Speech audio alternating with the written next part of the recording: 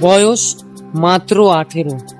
চোখে মুখে ভয় নয়, ছিল দেশের জন্য আত্মবিশ্বাসের হাসি। হাতে ছিল গীতা, কণ্ঠে ছিল বন্দে মাতরম। হ্যাঁ, তিনি ক্ষুদিরাম বসু, যার আত্মত্যাগে ব্রিটিশ সাম্রাজ্যের ভিত কাঁপিয়ে দিয়েছিল। তখন ভারতের বুক জুড়ে চলছে ব্রিটিশ শাসনের কঠিন অত্যাচার। দেশ জুড়ে বয়ে যাচ্ছে বিদ্রোহের স্রোত। চোখে মুখে সবার একটাই স্বপ্ন, স্বাধীন ভারত। ঠিক সেই সময়ে জন্ম নিয়েছিল এক সাহসী বালক, নাম ক্ষুদিরাম বসু। 1889 সালে মেদিনীপুর জেলার এক দরিদ্র ব্রাহ্মণ পরিবারে তার জন্ম হয়। ছোট থেকেই ছিল অন্যরকম। খেলাধুলোর চাইতে তার আগ্রহ ছিল পত্রিকা পড়তে, দেশের খবর জানতে আর বিপ্লবীদের গল্প শুনতে।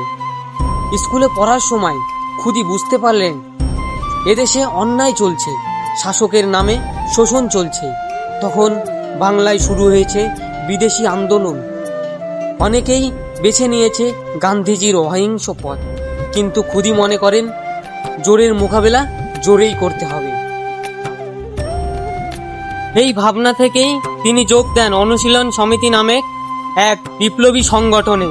সেখানে শুরু হয় তার কঠোর প্রশিক্ষণ, শারীরিক চর্চা, বোমা তৈরি, গোপন মিটিং আর দেশপ্রেমের দীক্ষা। খুব অল্প সময়ে ক্ষুদিরাম সাহস, নিষ্ঠা আর দেশপ্রেমে সবার নজরে পড়লেন। তখন তার বয়স মাত্র 18, অথচ দায়িত্ব পড়ল এক ভয়ঙ্কর মিশনে, ব্রিটিশ ম্যাজিস্ট্রেট কিংসফোর্ডকে হত্যা। কিংসফোর্ড ছিলেন এক নিষ্ঠুর বিচারক, বহু স্বাধীনতা কর্মীকে বিনা দোষে শাস্তি দিয়েছেন। তাই ক্ষুদি ও আরেক বিপ্লবী প্রফুল্ল চাকি পরিকল্পনা করলেন তাকে শাস্তি দেবে। 1908 সালের 30 এপ্রিল তারা পৌঁছে যান মুজফ্ফরপুর।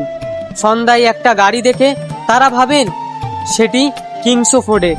সঙ্গে সঙ্গে ছুড়ে দেন বোমা।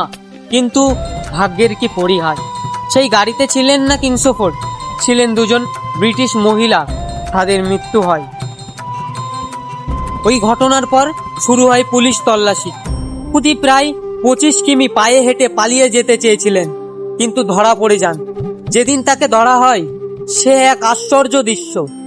তার চোখে নেই ভয়, মুখে এক গভীর হাসি। পুলিশ জিজ্ঞেস করলেন, তুমি কি ভয় পাও না? ক্ষুদি জবাব দিলেন, ভয় কেন, আমি তো দেশের জন্য কাজ করছি। এরপর শুরু হয় বিচার।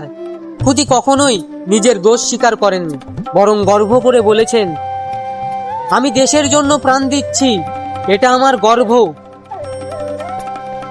শেষমেশ 1908 সালের 11ই আগস্ট মাত্র 18 বছর বয়সে তাকে ফাঁসি দেওয়া হয়।